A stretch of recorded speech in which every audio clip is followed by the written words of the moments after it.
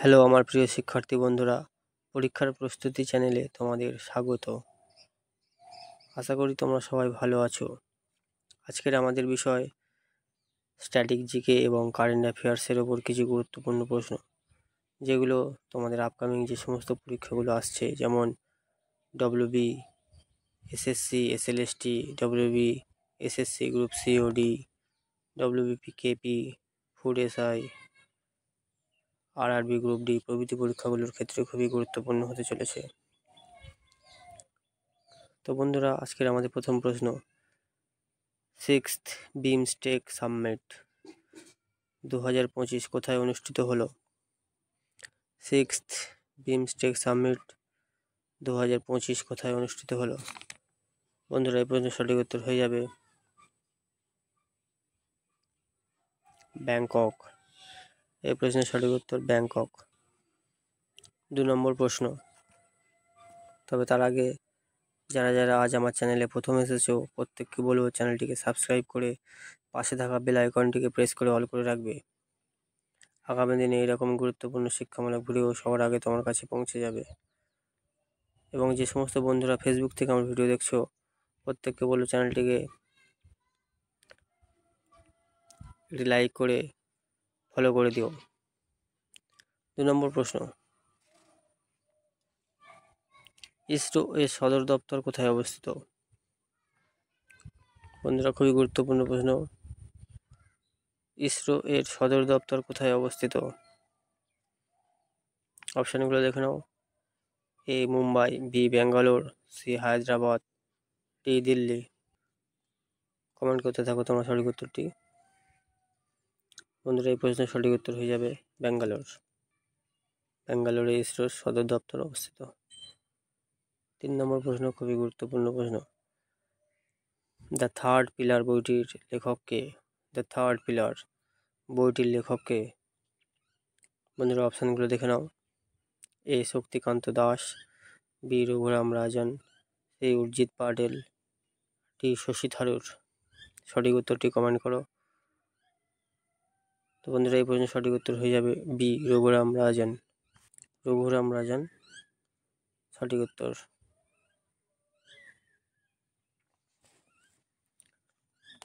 ভিডিওটি ভালো লাগলে বন্ধুদের সঙ্গে শেয়ার করে নেবে এবং একটি লাইক করে দেবে। স্যান্ডউইচ দ্বীপ কোন মহাসাগরে অবস্থিত? স্যান্ডউইচ দ্বীপ কোন মহাসাগরে অবস্থিত? এই প্রশ্নের সঠিক উত্তর হয়ে যাবে বি প্রশান্ত মহাসাগর। তো বন্ধুরা, মনে রাখবে, যাকে আমরা হাওয়াই দ্বীপ বলি তাকে স্যান্ডউইচ দ্বীপ বলা হয়। হাওয়াই দ্বীপকে স্যান্ডউইচ দ্বীপ বলা হয়। যে সমস্ত বন্ধুরা আজ আমার চ্যানেলে প্রথমে এসেছো, তাদেরকে বলবো চ্যানেলটিকে সাবস্ক্রাইব করে পাশে থাকা বেল আইকনটিকে প্রেস করে অল করে রাখবে। আগামী দিনে এরকমই গুরুত্বপূর্ণ শিক্ষামূলক ভিডিও সবার আগে তোমার কাছে পৌঁছে যাবে। আজকের 5 নম্বর প্রশ্ন এবং খুবই গুরুত্বপূর্ণ প্রশ্ন, কোন দেশের পুরুষ ক্রিকেট দল প্রথম 2026 সালে টি-20 বিশ্বকাপ খেলার যোগ্যতা অর্জন করল? কোন দেশের পুরুষ ক্রিকেট দল 2026 সালের টি-20 বিশ্বকাপ খেলার যোগ্যতা অর্জন করলো? বন্ধুরা, অপশানগুলো দেখে নাও। Option A Italy, option B Japan, option C Germany, option D Spain. বন্ধুরা, এই প্রশ্নের সঠিক উত্তরটি তোমরা কমেন্ট করো। তো এই প্রশ্নের সঠিক উত্তর হয়ে যাবে option A Italy.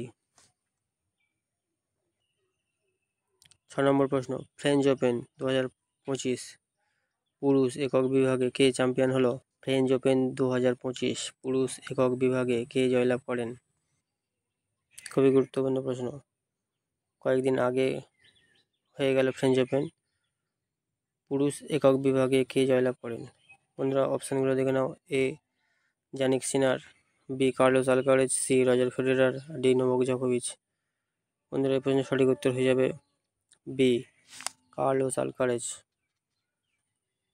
French Open champion হয়েছে, মনে রাখবে। আর Jannik Sinner Wimbledon Open champion হয়েছে, মনে রাখবে।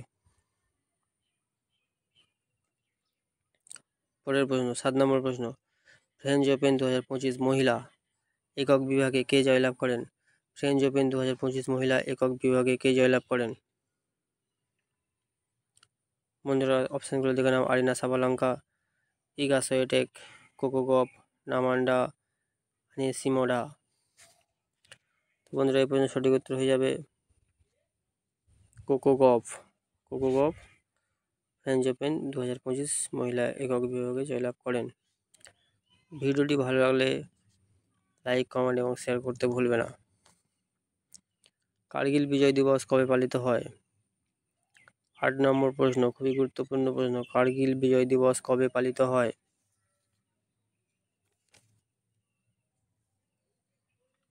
বন্ধুরা এই পর্যন্ত সঠিক উত্তর হয়ে যাবে 26শে জুলাই।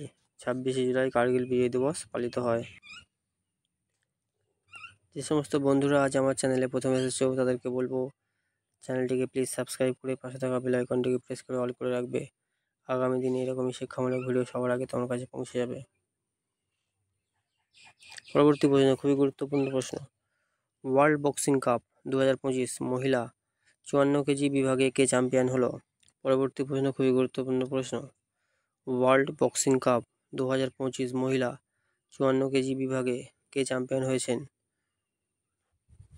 তো বন্ধুরা এটি খুবই গুরুত্বপূর্ণ প্রশ্ন।